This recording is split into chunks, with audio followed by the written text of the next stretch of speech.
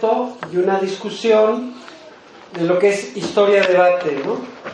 Historia Debate es, si ustedes lo pueden encontrar en las redes, es una red de historiadores que tiene a miles de historiadores adentro, a la cual ustedes también pueden pertenecer, es decir, no están excluidos por ahí. Les van a pasar una hojita si no se han anotado para que sean parte de la red. Pueden también meterse a www.h, el guión es no es bajo, sino guión alto, ¿sí? Debate.com, y ahí ustedes pueden acceder a la red. También tiene pues varias asuntos, ¿no? Que pueden encontrarnos en Facebook, nos pueden encontrar en la red que se llama Historia Inmediata, y en Historia Inmediata pueden ustedes también participar, ¿no?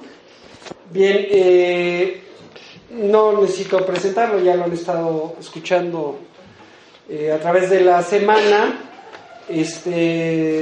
Carlos Barros va a hacer la introducción, la presentación de Historia Debate en la Escuela Nacional de Antropología.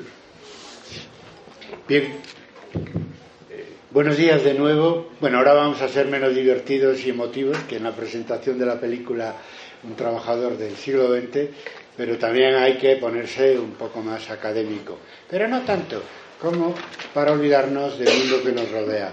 Por lo tanto, mi primer recuerdo es para las mujeres que desde hace una hora están concentradas en la Plaza del Ángel en la Jornada Internacional contra el feminicidio en América Latina. Yo llevo 24 años viajando a México y académicamente, pero siempre observando la realidad, y uno de los mayores placeres es comprobar ahora la fuerza que tiene en vuestro país el movimiento feminista y el movimiento de gays y lesbianas, ¿no? Es decir, la lucha por la igualdad de género y la lucha por las opciones sexuales, ¿no? Que todo esto es simplemente una reivindicación de una democracia más plena. Por lo tanto, enhorabuena y saludo a las mujeres de negro que luchan para que a las mujeres no se las mate solo por ser mujeres. Bien, vamos a hablar de Historia Debate en su tercera década, una especie de balance y perspectivas que sirve para vosotros, como parte de estas jornadas, de estas novenas jornadas de historia de la ENA, pero también lo estamos grabando en audio y en vídeo como, en fin, intervención en nuestras propias redes, pues eso, 23 años después de la fundación de Historia de Debate. Le decía a mi colega y amigo Arturo Alonso que hace años que no hago esto, por lo tanto tiene una importancia, espero que la tenga para vosotros, pero también para nuestras redes, ¿no? Bueno, Historia de Debate nace en 1993 con motivo de la celebración, 4 años después de la caída del muro de Berlín, del primer Congreso Internacional de Historia a Debate, pero lo que es lo que llamamos la comunidad académica de nuevo tipo en Internet nace en 1999, con motivo de la celebración de nuestro segundo Congreso Internacional en Santiago de Compostela. Yo voy a explicar primero, de una manera breve, resumida, qué ha pasado en estas 3 décadas, mejor dicho, en estas 2 décadas y media que han pasado, y qué ha pasado pues en nuestro movimiento historiográfico en su contexto histórico. Por lo tanto, hablaremos también de los movimientos sociales que se han ido sucediendo y de grandes acontecimientos, todo eso vinculado a mi propia producción historiográfica, porque desde que nació Historia de Debate hace más de 20 años pues hay, digamos, papers, vamos, textos míos de intervención, de reflexión, de investigación en el campo de la metodología y de la historiografía que han acompañado la evolución de nuestra red. En parte porque fuimos interpretando esta evolución y en parte también en mi función de fundador, coordinador y orientador de esta red internacional de historiadores en la cual México siempre ha jugado un papel esencial, o sea, el papel más importante después de España y sus universidades, ¿no? Claro, cuando hablo, por ejemplo, de la evolución de los movimientos sociales en estos 20 años, no quiero decir que nuestro movimiento académico tenga una relación de causa-efecto, sino me refiero más a una relación de paralelismo.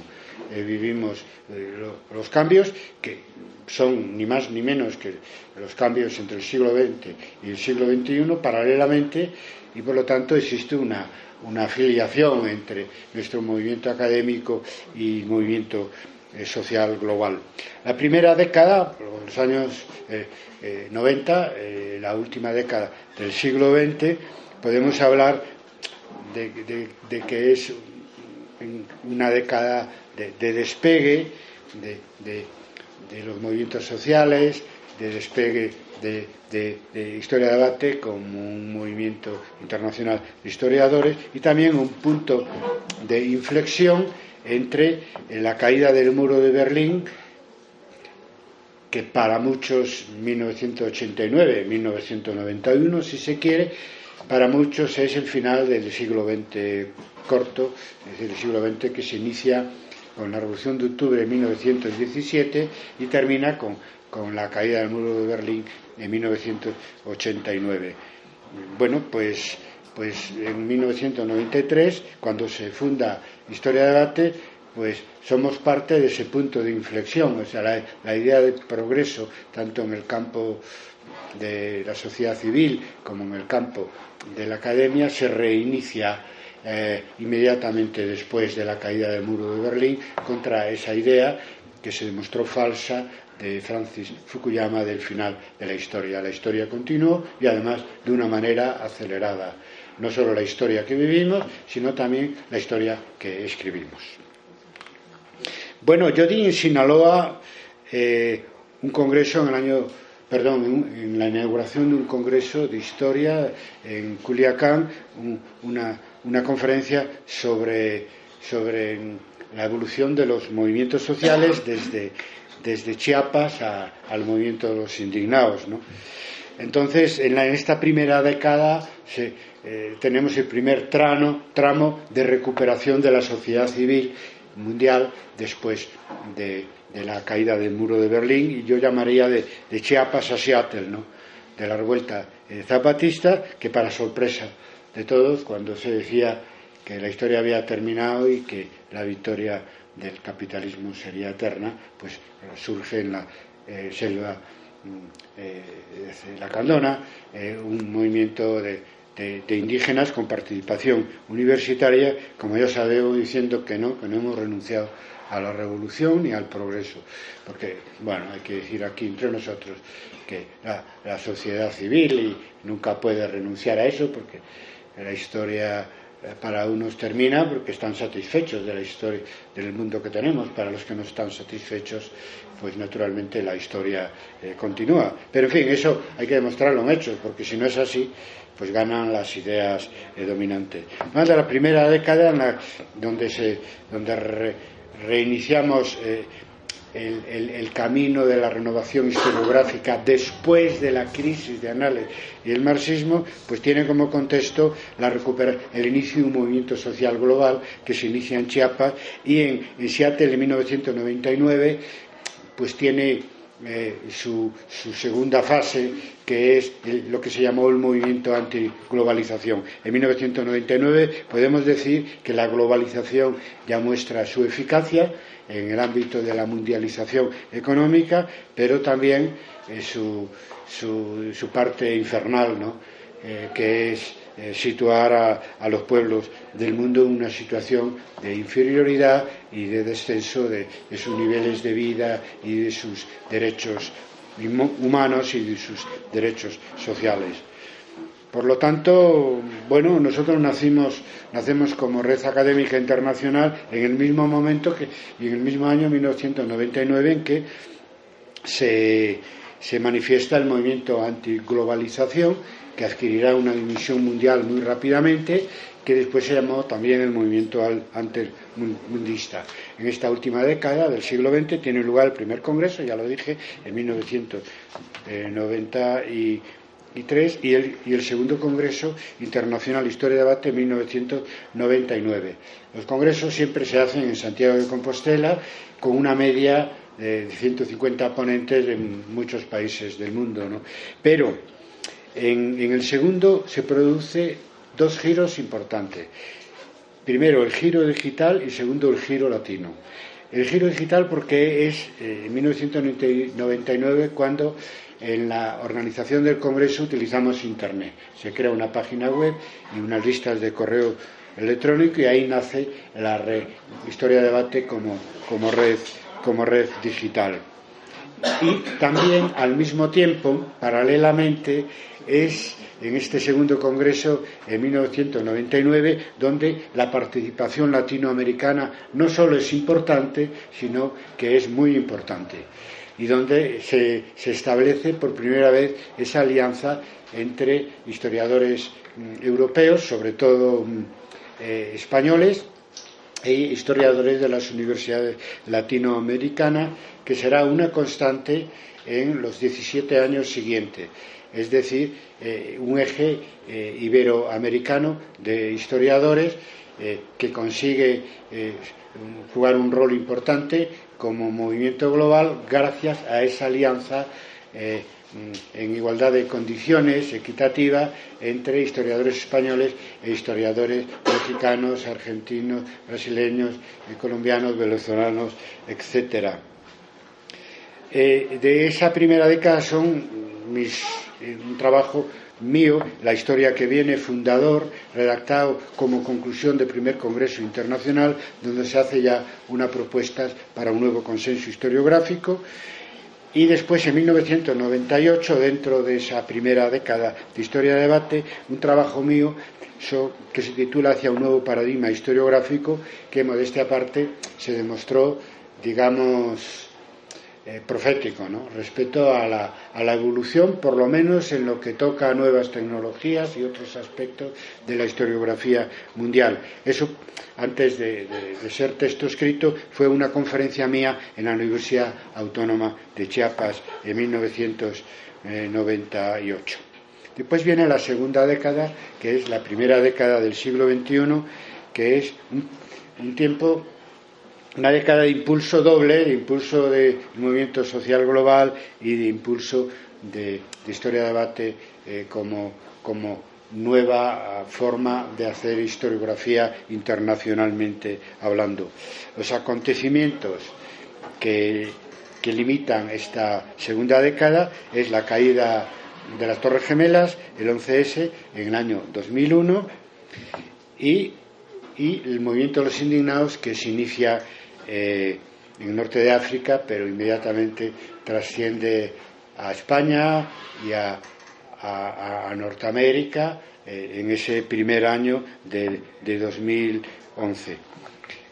Claro, muy indignado, que es consecuencia de la crisis económica mundial que se inicia en el año 2008, pero que en el sur de Europa, que es la parte del mundo donde esa crisis económica ha causado más estragos sociales, pero será cuando, a partir de 2010, cuando el gobierno de José Luis Rodríguez Zapatero, y lo mismo podemos decir de Portugal, de Grecia y de Italia, pues imponen políticas de austeridad y generan, a lo menos en España, en Portugal y en Grecia, por este orden, movimientos indignados con una composición muy universitaria, porque en su gran mayoría eran licenciados universitarios que no tenían trabajo o tenían un trabajo precario. Yo ya he dicho, en la conferencia de Culiacán, ese mismo año, fue en septiembre, y el movimiento en España había nacido en mayo, ¿no? Entonces, verdadera historia inmediata. Ahí explicamos que había nacido una nueva generación, digamos, comparable con lo que fue la generación del 68, también para varios componentes. En ese contexto, Historia del Arte adquiere una mayor extensión, una mayor profundización. En el año 2004 se celebra el tercer congreso, y en el año 2010 el cuarto congreso. Ambos se transmiten en streaming, es decir, de una manera directa. Y hay que decir que en el comienzo de esta segunda década, coincidiendo con la caída de las Torres Gemelas, el 11 de septiembre de 2011 damos a conocer un manifiesto historiográfico, que es nuestra plataforma donde se condensan 18 propuestas para definir el oficio de historiador en el siglo XXI. Manifiesto que fue firmado por historiadores de todo el mundo. Por lo tanto, esta segunda década tiene una triple importancia para el movimiento de Historia de Debate. Por un lado, se concretan nuestras propuestas colectivas para escribir la historia en el nuevo siglo. Por otro lado, se consolida la idea de hacer historia inmediata, también a partir de 2001. Realmente esas son las dos aportaciones para Historia de Debate. Y al hablar de historia inmediata, eso quiere decir hablar también del compromiso del historiador con el tiempo que vivimos. Y en el cuarto congreso, en el año 2010, mi conferencia se tituló pues por una historiografía de valores, que está bastante difundido. En México todavía no está publicado, pero sí en otros muchos países y en la red, etcétera. Y un compromiso de valores desde nuestra profesión que pensamos y practicamos caracteriza lo que en los años 60 y 70 se llamaba pues la utilidad social de la historia, el compromiso de historiador o la ética de la historia.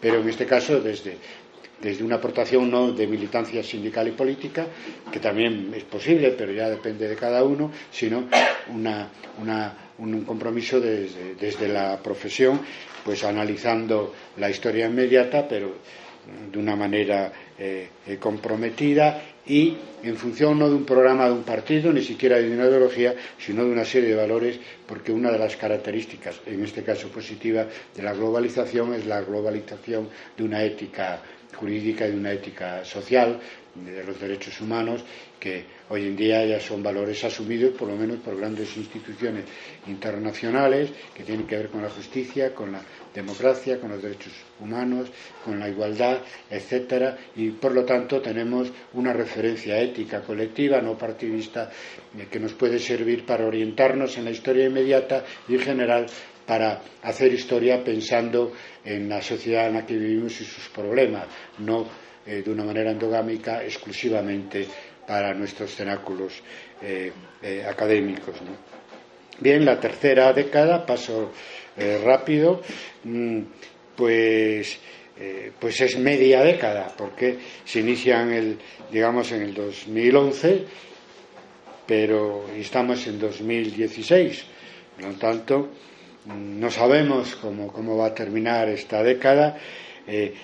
Está previsto que en el año 2021 celebremos el quinto Congreso Internacional de Historia de Debate, también en Santiago de Compostela. Pues allí veremos y habrá que volver a hablar de qué pasó en esta tercera década desde el punto de vista de los acontecimientos, desde el punto de vista de los movimientos sociales y desde un punto de vista, en este caso, del movimiento historiográfico de Historia a Debate. Pero yo, a mediados de la tercera década de Historia de Debate, a mediados de la segunda década del siglo XXI, creo que lo que estamos es en una disyuntiva. Está por ver lo que va a pasar porque los signos son contradictorios desde el punto de vista sociopolítico. Por ejemplo, aquel 15M y aquel movimiento de los indignados, pues empieza a tener resultados. políticos, resultados sociales, pero son contradictorios porque donde se iniciaron, que fue en el Magreb, en el norte de África, es que en lucha por la democracia y contra los países los regímenes autocráticos que allí existían, pues al final, como todos sabemos, fue negativo para los jóvenes que promovieron y que participaron en ese movimiento, que en muchos casos fueron masacrados o bien pasaron a luchas armadas que desvirtuaron el movimiento, porque estaba pensado como un movimiento pacífico para conquistar la democracia y cambiar el sistema social, y pasó del protagonismo de las asambleas de jóvenes al protagonismo de grupos armados de diferentes signos, además con la intrusión del movimiento terrorista internacional, Al-Qaeda y ahora Estado Islámico, que cambian absolutamente la idea original, porque no quieren democracia sino una autocracia islámica, y porque además pretenden imponer una lectura muy especial del Corán, donde se vuelve a lo peor del Islam medieval. Digo a lo peor porque en el Islam peninsular existió al-Ándalus, que fue un régimen islam de tolerancia de las tres culturas, no esta lectura que es actual más que medieval de un islamismo fundamentalista, asesino, anticultural, y etcétera. Por lo tanto, pobres, pienso muchas veces, los que iniciaron este movimiento pagando en sangre el derecho a vivir en una sociedad más justa y más democrática, que fueron masacrados por Gaddafi, fueron masacrados por el sirio, el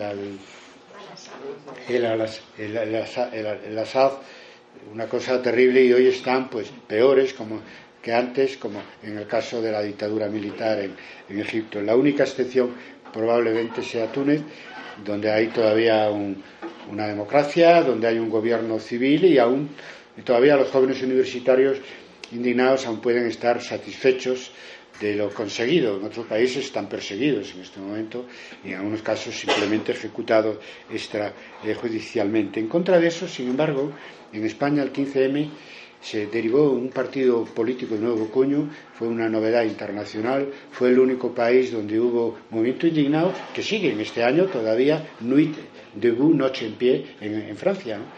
Pero que en un sitio que se transformó en un partido político de nuevo tipo, que en este momento está entre las tres primeras fuerzas políticas en España, ¿no?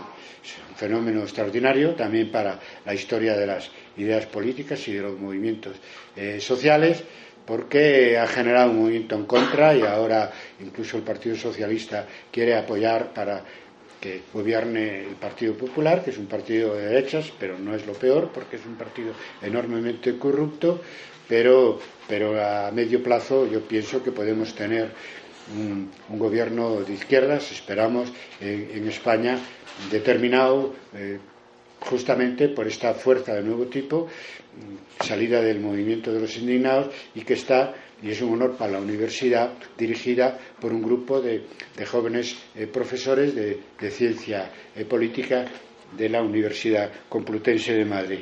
Entonces el Magreb fue de una manera, en España de otra, no sabemos, y ahora mismo estamos con la campaña electoral en Estados Unidos de América, que ya no es el imperio omnipotente que fue, pero todavía pesa en la globalización actual, y donde tenemos algo que a mí me gustó mucho, y es que ocupa Wall Street, acabará reproduciéndose en la candidatura de Sanders a las primarias del Partido Demócrata. Sanders no ganó, pero está apoyando a Hillary Clinton en este momento, es los votos de sus seguidores jóvenes, y muchos participantes del movimiento de los indignados del año 11, puede ser decisivo para que no gane las elecciones esta bestia negra mundial que es Donald Trump, ¿verdad? Que hace renacer lo que para Europa es el fascismo, y para Estados Unidos pues lo peor de la tradición conservadora y derechista en el panorama político norteamericano. Por lo tanto, no sabremos. Europa misma está también en una disyuntiva, nuestra economía en estos años está muriendo como consecuencia de las políticas de austeridad, y tienen los jóvenes y en las universidades su víctima predilecta, pero en fin, en algún momento se tiene que producir un punto de inflexión. Veremos esta segunda mitad de la segunda década del siglo XXI lo que pasa. Bueno, para Historia de Debate estos últimos 5 años es el salto a las redes. Desde el último congreso en 2010 pues empezamos pues en YouTube, en Facebook, en Twitter, en LinkedIn, en Academia Edu, en Gobear, en Voz para los audios. En fin, hemos de una manera rápida crecido enormemente en las redes, donde hemos conseguido algo que a mí me preocupaba extraordinariamente, y es conectar con los jóvenes. El evento de estas jornadas y mi conferencia sobre la nueva interdisciplinaridad de la historia, pues lo hemos difundido a 10.000 personas en Facebook, en México DF y en el Estado de México. Y Facebook nos dio las estadísticas. Me llevé una gran alegría cuando me di cuenta que los que recibieron el anuncio, mostraron interés por él, en su 75% son jóvenes de entre 18 y 24 años. Y si amplías a los 34 años, da el 95%. Es decir, que Historia de Debate se está rejuveneciendo gracias a las redes, lo cual a mí me preocupaba. No es porque yo no me sienta joven, no, y eso tal, pero sino porque, claro, ya vamos teniendo edad, algunos del 68, que hemos iniciado este movimiento hace 20 y pico de años, y me hace ser optimista. Bueno, hay 2 trabajos que tampoco, en fin, están publicados en México, pero sí en otros países, y en España, y en papel, y digitalmente, que he hecho en estos últimos 5 años, de particular importancia para entender la evolución de Historia de Debate y como orientación para nuestro movimiento en esta tercera década de existencia de Historia de Debate. Uno es el oficio historiador, nuevo paradigma o positivismo, donde detectamos un retorno incluso entre los jóvenes al positivismo, y al mismo tiempo, en el otro extremo, pues naturalmente un avance hacia nuevos paradigmas, nuevos consensos, donde yo creo que Historia de Debate es la experiencia más completa y más fuerte, ¿no? Pero bueno, también se da en otros países esta búsqueda de nuevos paradigmas. Y también hemos asumido como parte de Historia de Debate la reivindicación y la lucha de la memoria histórica, entre otras actividades, con una conferencia dada en esta sala en el año 2013, ¿no? 14 fue la de los indignados. Y yo creo que fue como en 2010, ¿no? 2010. Pues bueno, dimos en el 12 o así, dimos en algún momento en esta sala no en esta sala, no en esta escuela, en otra sala hemos dado una conferencia sobre historia de la memoria de la histórica. Entonces, otra dimensión más de Historia de Debate, que tiene que ver con aquel salto que dimos la década anterior hacia la historia inmediata, ¿no? Bien, ahora os voy a leer rápido los datos de la participación de miles, porque son miles de historiadores, en su mayor parte jóvenes, profesores de historia, interesados por la historia en todo el mundo, en nuestras actividades a fecha de julio del año 16. En las listas de correo electrónico, que Carmen ha pasado por ahí una hoja en la que tenéis que apuntaros, tenemos 2, una historia de debate y otra historia inmediata. Ha levantado ahí la hoja, ella. Ahí. Pues entonces tenemos ahora 2.253 inscritos de un número elevado de países, 40 o 50, y pasamos información por correo electrónico.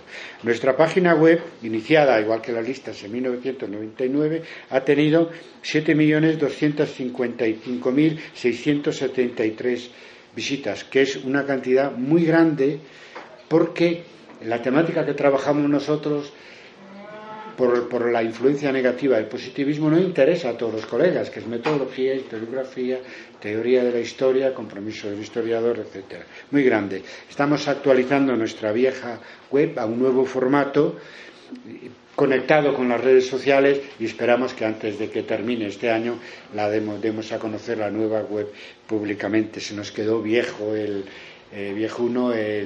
formato, era del año 1999, y también los jóvenes que se iban acercando a nosotros nos criticaban, pero así no se diseñan ahora las webs, y además, como nuestra actividad fue desplazándose hacia las redes sociales, pues no había manera de meter vídeo, de meter audio, de meter Facebook, de meter todo eso. Entonces estamos en ese trabajo, que está prácticamente terminado. En 1 o 2 meses la presentaremos públicamente.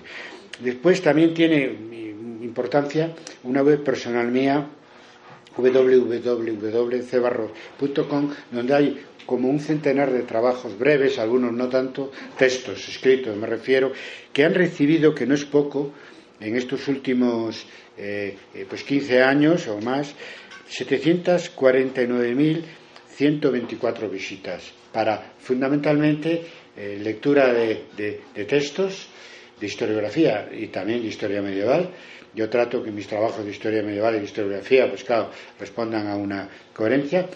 La nueva o novísima historia que preconizamos, yo la trato de aplicar a mis trabajos de historia medieval. Entonces es una cantidad importante. Llegaremos probablemente en 2 años a 1 millón, ¿no?, de visitas, y se trata de una web totalmente académica y llena de trabajos, nada más, donde ahí los puedes descargarlos, sacarlos por la impresora, etcétera, y que además da una cantidad desmesurada de lecturas que no tiene nada que ver con los formatos de escritura en papel, ¿no? Nunca vas a conseguir de un grupo de textos, pues casi nos vamos acercando al 1 millón de lecturas, ¿no? Eso está fuera de todo lo que piensan las agencias de divulgación académica y todo eso, porque hablan de impacto de una revista, y esto, ¿qué impacto es este? Porque los lectores, que son por centenares de miles de mis publicaciones de historiografía, pero también de historia medieval, no solo son profesores y estudiantes de historia, son interesados por la historia, pero vamos, como allí todo esto está publicado también en papel, en revistas, en libros, etcétera, pues se publica, se cita también en otros trabajos académicos, y etcétera.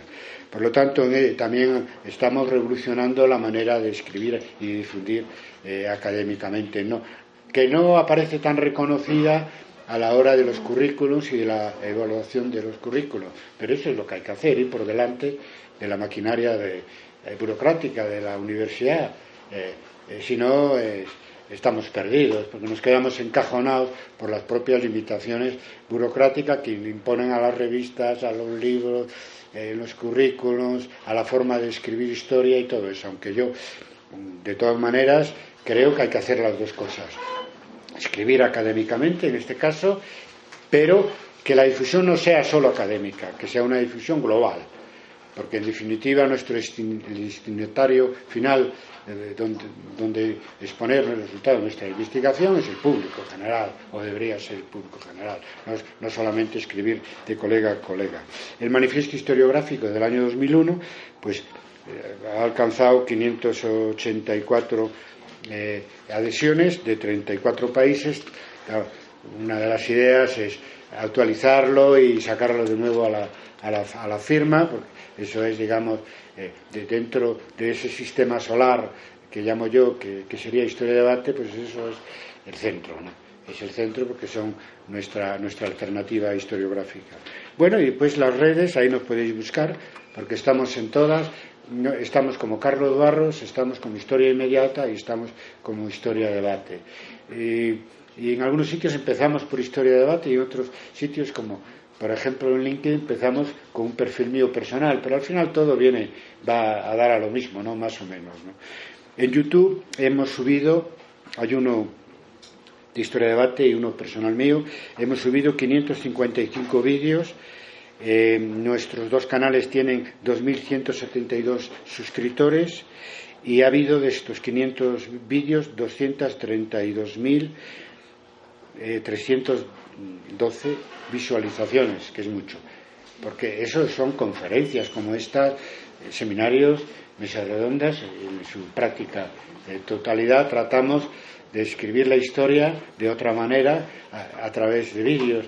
Y todavía no hemos logrado que en un paper se pueda citar un texto, pero también citar una conferencia. Y yo os juro que a la hora de preparar una conferencia me documento con bibliografía, tanto como a la hora de escribir. Me lleva menos tiempo, eso sí, porque no tengo que poner citas a pie de página, ¿no? Notas a pie de página, pero es tan riguroso lo que dije en la conferencia sobre la nueva interdisciplinaridad de la historia que un texto mío.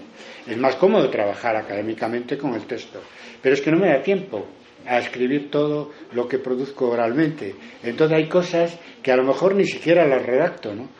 Porque teniendo yo voluntad de larga vida, como decía un Gómez Pazos de Provén, un personaje que estudié yo defendiendo de señores feudales muy agresivos, el castillo de Tenorio, decía de un bastardo que tiró por la almena porque no estaba dispuesto a defenderse, quería rendirse.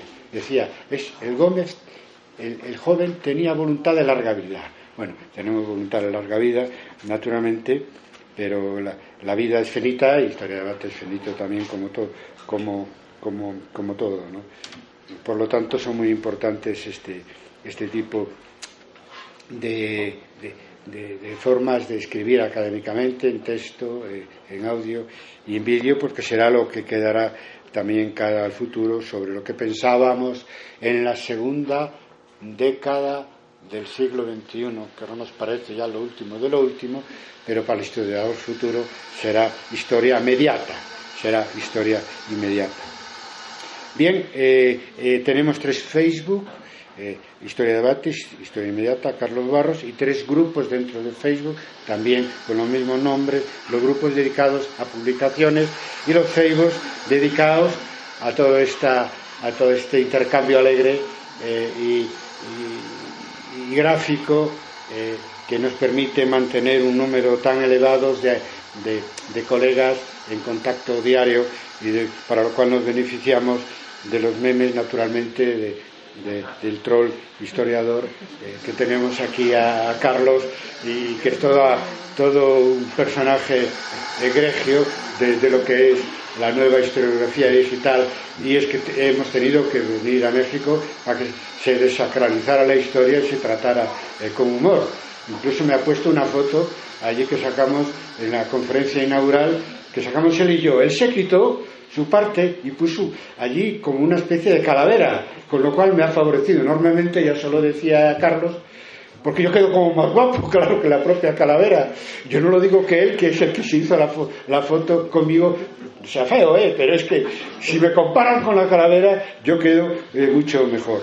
Por lo tanto, con la alegría y la movilidad y la instantaneidad que es Facebook, hemos descubierto una manera de tomar el termómetro de la historiografía internacional todos los días, con publicaciones académicas de actualidad, incluso de historia, etcétera, que nos ha sido muy fructífera. Eso lo llevo yo directamente, yo subo las publicaciones y pues colegas de la Comisión de Gestión de Historia de Debate la pasan a las otras redes, con un resultado fantástico, porque eso nos garantiza el contacto, las reflexiones, la crítica en temas historiográficos y de actualidad con mayor eficacia que en las listas, que las seguimos manteniendo, ¿no? Tenemos entre los 3 Facebook y los 3 grupos 43.335 amigos, seguidores y suscriptores. Después, en audio empezamos con Goer, ahora nos pasamos a ebooks, porque Goer, que era un canal de música muy importante en el mundo latino, pues lo cerraron en España por problemas de copyright, espero que vuelvan. Pero de todas maneras tenemos 316 audios de actividades académicas principalmente, que ha recibido 166.991 audiciones. Tenemos tres cuentas en Twitter, Historia de Debate, Historia Inmediata, y de Carlos Barros, con 10.947 seguidores, y hemos ya distribuido 11.215 tweets. Después en LinkedIn empezamos con un perfil mío que tengo aquí 19.957 contactos, casi 20.000 y sigue creciendo, permite un máximo de 30.000, hacia eso vamos. Y creamos dentro un grupo de historia de debate más selecto y más dedicado a temas a los temas propios de historia de debate, con 1.798 amigos dentro de este grupo de historia de debate. Y por último, en Academia Edu, que es una forma de publicación paper en internet reciente y con un impacto mucho menor que la web, por lo menos que la web de historia de debate. De todas maneras, hemos subido, como además llevamos año y medio sin actualizar las publicaciones de la web de Historia de Debate, pues he aprovechado Academia Edu, hemos hecho dos cuentas, una de Historia de Debate y otra la mía, ahí también en la mía donde metemos más cosas, también de Historia de Debate, y tenemos 174 papers subidos, 1.963 seguidores, 24.324 visitas, que no está mal. En total, en las redes tenemos 80.172 amigos, contactos y suscriptores, si sumamos Facebook, Twitter, YouTube, LinkedIn y Academia Edu. Es una cantidad enorme, porque estamos hablando de un contacto diario, hablando de publicaciones y hablando de debates, que son las dos actividades que resaltan más. Después, en cuanto a audios y vídeos, sumando ambos, ha habido 399.373 visualizaciones de vídeo y audiciones de audio entre YouTube, Goear e iVoox. Es muy importante los audios por el tema que dije antes del salto que dio Historia de Debate a pasar a las redes, que se rejuveneció mucho, hasta yo creo que como más joven me veo, ¿no?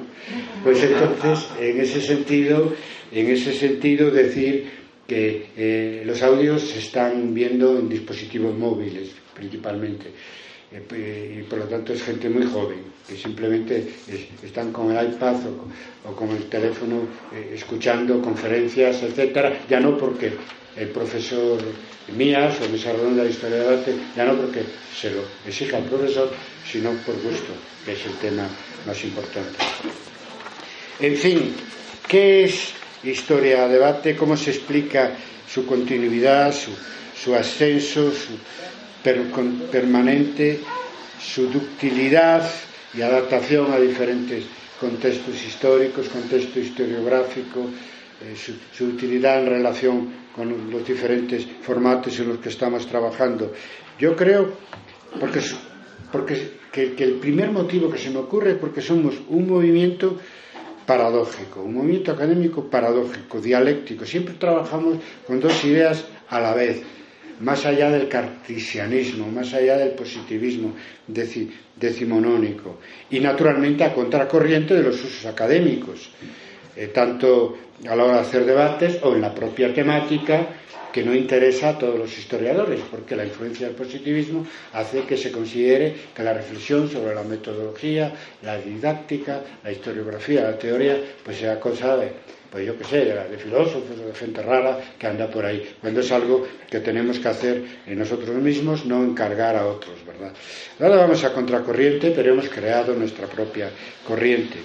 ¿Y por qué digo que con dos ideas a la vez y que es un movimiento dialéctico? Por ejemplo, porque al mismo tiempo que organizamos el debate, hacemos propuestas. Es decir, que la dinámica y la ductilidad es porque practicamos el disenso al mismo tiempo del consenso. Porque hablamos de un nuevo paradigma, el término de paradigma en historia de la ciencia es consenso entre una comunidad de especialistas. Entonces nos aprovechamos de los interlocutores en los debates para ir generando una alternativa, un consenso. De ahí que Historia de Debate sea tres cosas a la vez: un foro, una comunidad académica de nuevo tipo y una tendencia historiográfica, donde la relación, el disenso y el consenso van a la vez, todo mezclado, ¿no? Y donde también usamos dos ideas a la vez cuando, por un lado, queremos ser la continuidad de las viejas escuelas, de la vanguardia historiográfica del siglo XX, sobre todo Anales y Marxismo, y por otro lado somos críticos con aquellos aspectos que más fracasaron de esas escuelas del siglo XX, y queremos adaptarnos al cambio del siglo XX y al siglo XXI y generando nuevos paradigmas, dos ideas a la vez.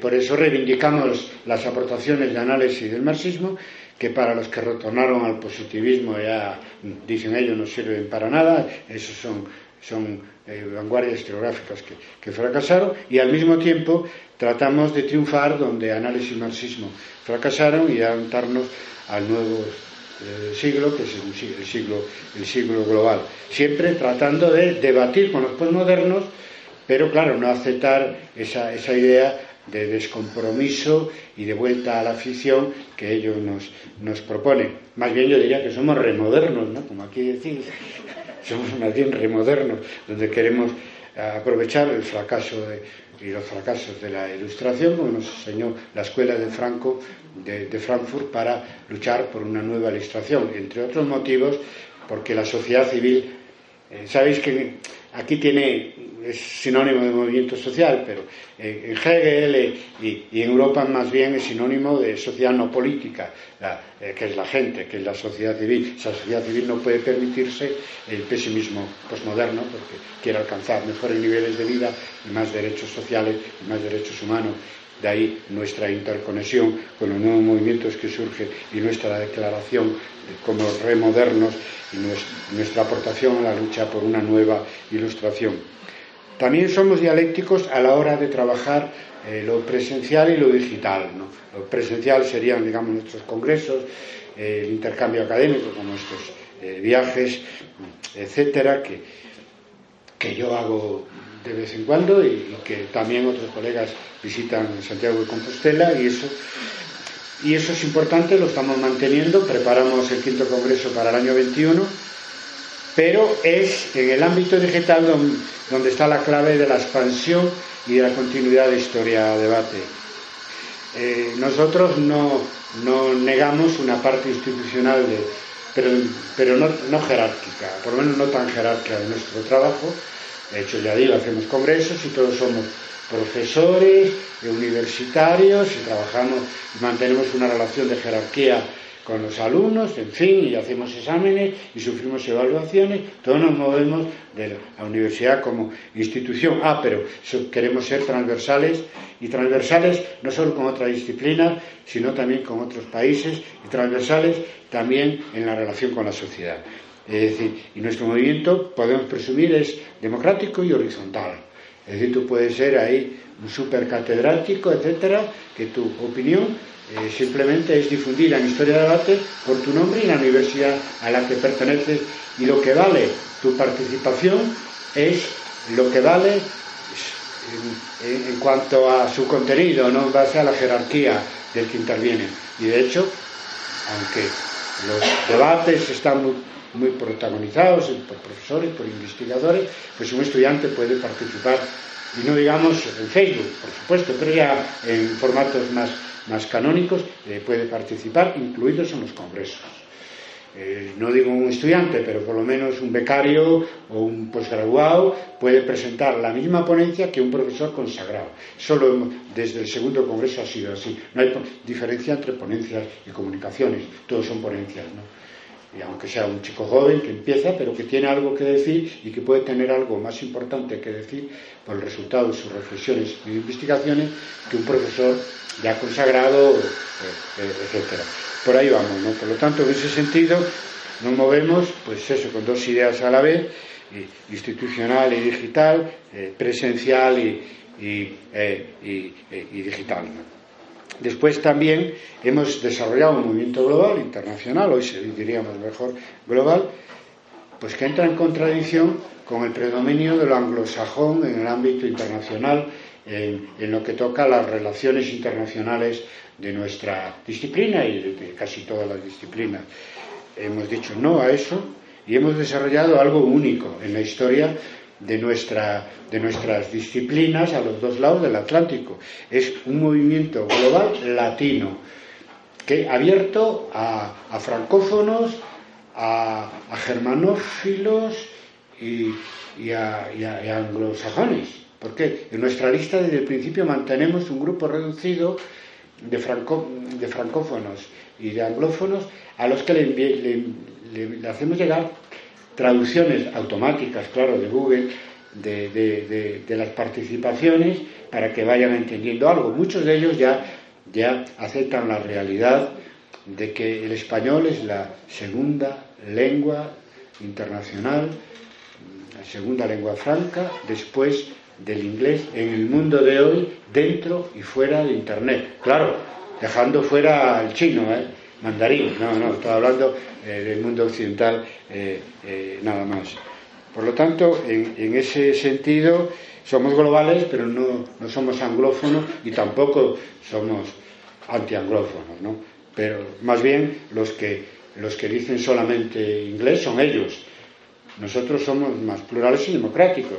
De hecho, en los congresos de historia y debate siempre hubo traducción simultánea, español, inglés, francés. Y en los congresos anglófonos, o vas vestido de anglófono, es decir, hablando inglés, o no vas. Pienso en ese sentido, como practicantes del castellano, pues creo que representamos más la pluralidad de la red y del mundo que viene que los propios anglófonos, que todavía dicen only English, nada más, ¿no? O sea, solamente inglés. ¿Por qué? Bueno, pero son nostalgias del imperio, porque es que hoy el mundo global es en todos los ámbitos económico, político, lingüístico, cultural, multifocal y diverso. Y ahí en eso estamos más situados que los anglosajones. Por eso nos alegró que en el año 2005, es decir, 6 años después del nacimiento de Historia de Debate como red digital, etcétera, pues hayan descubierto los colegas norteamericanos las humanidades digitales. Nos ha dado mucho gusto, como decís vosotros aquí, que sigan nuestro camino, aunque no nos citen, no nos citen, y lo celebramos esto como otras novedades que buscan un nuevo paradigma, como la World History, la historia mundial, como la historia pública o aplicada, que las celebramos, pero claro, nos seguimos considerando superiores, porque esos son aportaciones parciales. Sin embargo, nosotros, por medio de este debate, estamos combinando cosas muy diversas y no nos cuesta nada integrar también estas apreciaciones. Todo lo que hemos descubierto en el ámbito digital, nosotros, desde el punto de vista historiográfico, pues estamos dispuestos a asumir, aunque sean más recientes, lo que vayan descubriendo los colegas del mundo angloamericano desde el punto de vista de las humanidades digitales. Un saludo, por lo tanto, desde aquí. Pero, en fin, un movimiento global, latino, transnacional, transespecialidad, tras academia, es decir, obviamente interdisciplinar desde el punto de vista de la disciplina de la historia, y porque nos cansamos de tener ahí sociólogos, politólogos, antropólogos, lingüistas, filólogos que les interesa la historia. Y nos da un poco de placer también poder decir que hemos recuperado eso de mis amigos de Anales, de conseguir que la historia vertebre, en este caso, unas ciencias humanas globales, ¿no? Aunque la mayoría de todos nuestros campos de actuación, pues claro, somos de historia, y los temas son de historia principalmente, porque simplemente tampoco tenemos capacidad para tratarlo todo relativo a humanidades y ciencias sociales, pero hay muchos colegas de humanidades y ciencias sociales que están muy interesados por la historia, por eso participan desde que empezamos en nuestra red, y sobre todo desde que empezamos en Internet. Bueno, hay una dialéctica también entre lo individual y colectivo en toda esta experiencia única de historia de debate en el ámbito internacional, y es mi papel, bueno, claro,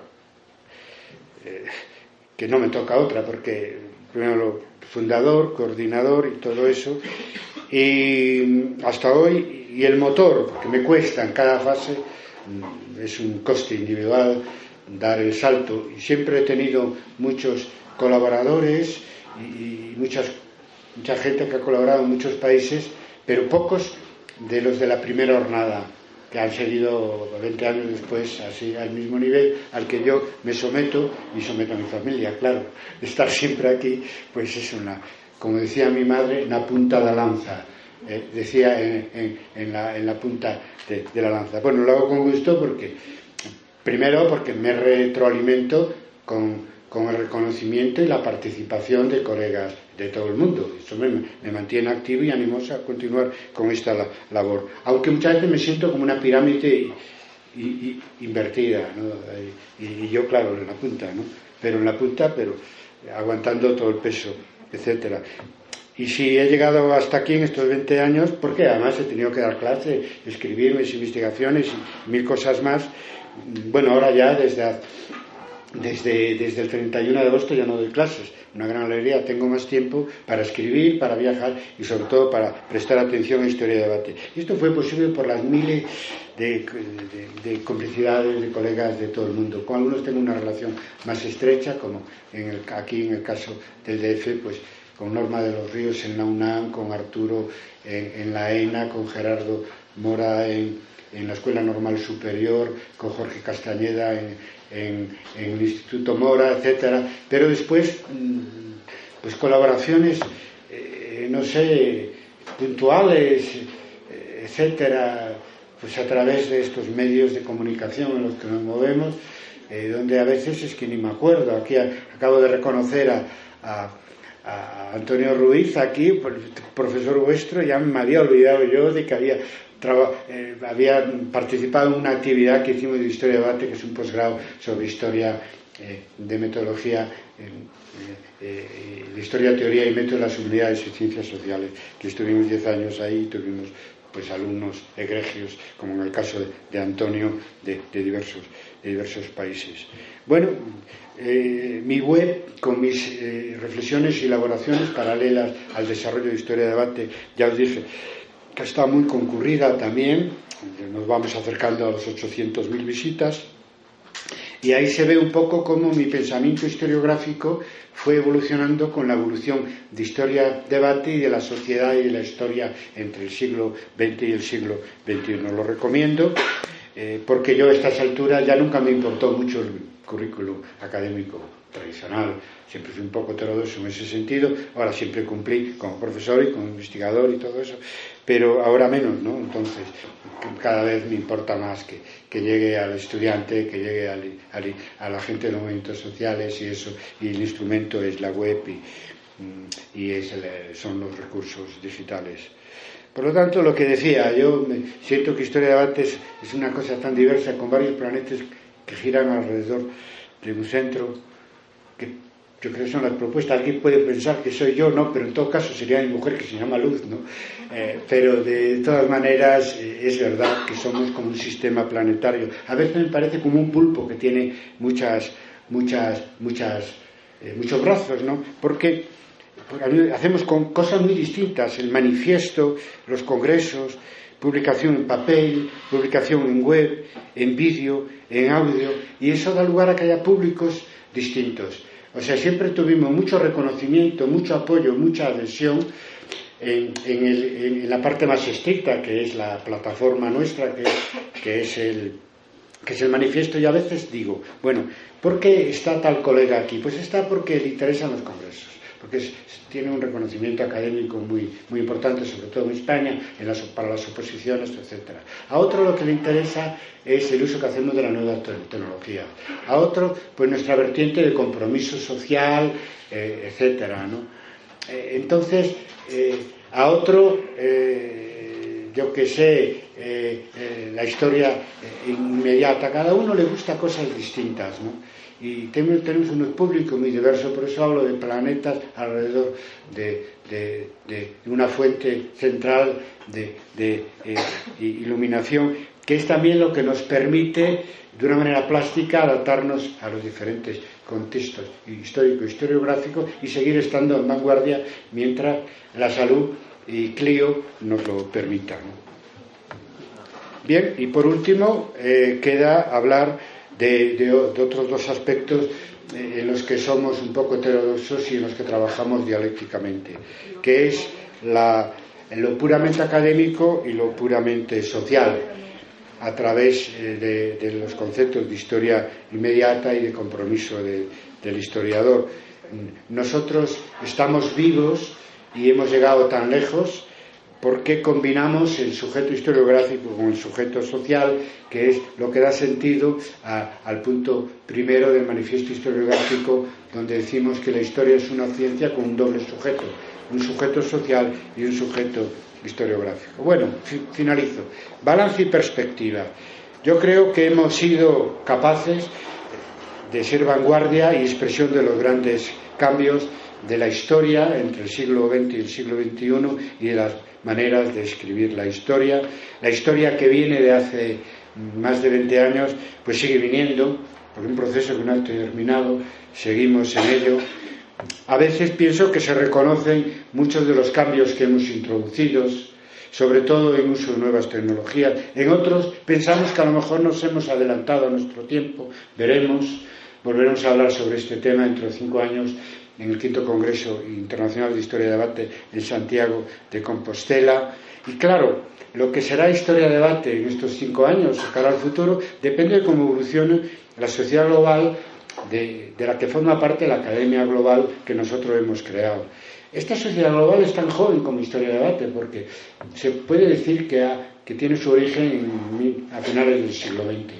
Entonces somos jóvenes como movimiento historiográfico y también como globalización. Nadie sabe lo que va a ser esa globalización. Hay tendencias claramente contrapuestas.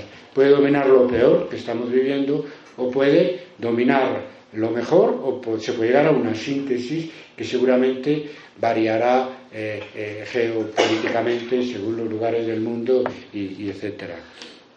Por ejemplo, lo que estamos denunciando, el retorno del positivismo, incluso entre historiadores jóvenes, después del fracaso de análisis del marxismo, y entre aquellos que no se unieron a Historia y Debate en el ámbito académico latino-euroamericano. Yo creo que eso no tiene futuro, porque no va a volver el siglo XIX y porque en el fondo es una reacción defensiva que no da perspectivas de futuro a nuestra disciplina.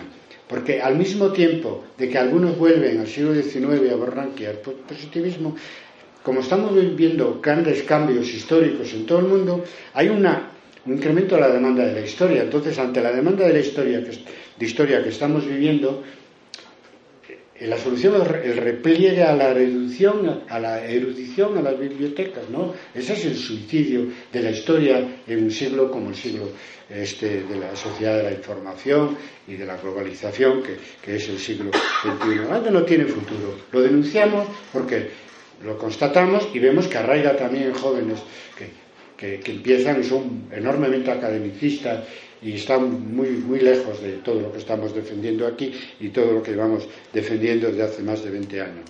Y pues la otra cosa, el problema del relevo generacional. Claro,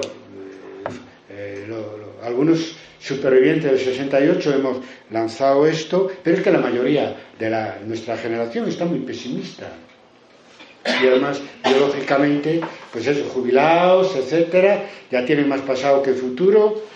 Y la generación tenemos, la generación intermedia. Cuando hicimos la encuesta internacional sobre el estado de nuestra disciplina en el mundo, en el año 1999, no me dio tiempo a hablar de todas las cosas que hemos hecho estos años, la edad media era, de los que contestaron a la encuesta, tenían entre 30 y 40. Bueno, ahora tienen entre 50 y 60. Y ya están como viejos, ¿no? De ideas. Y se conserva más o menos en lo personal, pero depende de a quién se haya unido familiarmente. Yo se lo debo todo a Mariluz, eso lo digo siempre, pero de todas maneras la generación intermedia no ha dejado huella. Yo lo que espero es que la generación de los indignados que ha nacido con el nuevo siglo pues tenga la posibilidad en el campo indignados, es el 15M, yo soy 132, se ocupa Wall Street, Nuit de Bit, todo eso. Y aquí yo soy 132. notamos que a pesar de las políticas de austeridad no ha bajado el número de alumnos de historia en Europa, concretamente en España. Yo lo viví en mi propia facultad. ¿Por qué? Porque eso de que las humanidades no hay salidas profesionales, eso se relativiza mucho, porque en España tampoco ni ingenieros, ni economistas, ni abogados pues tienen salida. Entonces los jóvenes dicen, no, para eso voy a estudiar lo que más me gusta, ya veremos qué pasa. Por lo tanto, tenemos alumnos. Ahora vamos a tener puestos de enseñanza, en la enseñanza media, universitaria, vamos a tener puestos para investigadores. Bueno, pues tienen que venir políticas de crecimiento que pongan fin a las políticas de austeridad. Y tenemos que derrotar al neoliberalismo. Hoy, en cuanto a pasar de las políticas de austeridad a políticas de crecimiento, para que pueda haber inversión pública en educación y en ampliar las plantillas de investigadores y profesores en las universidades, es que ya no es solo, hablo de Europa, que es donde la crisis golpeó más y se notó más en las universidades, ya no es solo que lo pedimos pues, en fin, sectores progresistas de la sociedad y de la universidad, es que ya lo pide el Fondo Monetario Internacional y el Banco Central Europeo, se resiste la Comisión Europea, porque para el propio sistema, para el propio capitalismo, pues una austeridad sin fin, pues termina con los consumidores, y entonces no va a haber, si no hay inversión para que haya crecimiento económico, se colapsa la sociedad, pero también se colapsa su beneficio. Tiene que volver la política de crecimiento, tienen que volver las plazas a la universidad, y eso nos puede garantizar una generación nueva que lleve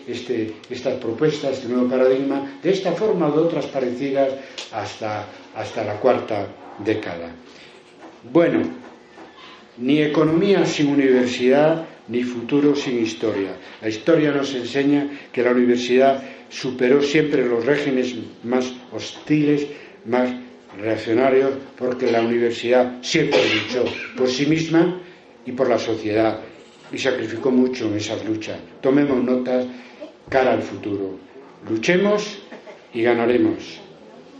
Que Javier Barros, mi tocayo, os ilumine. Nada más y muchas gracias.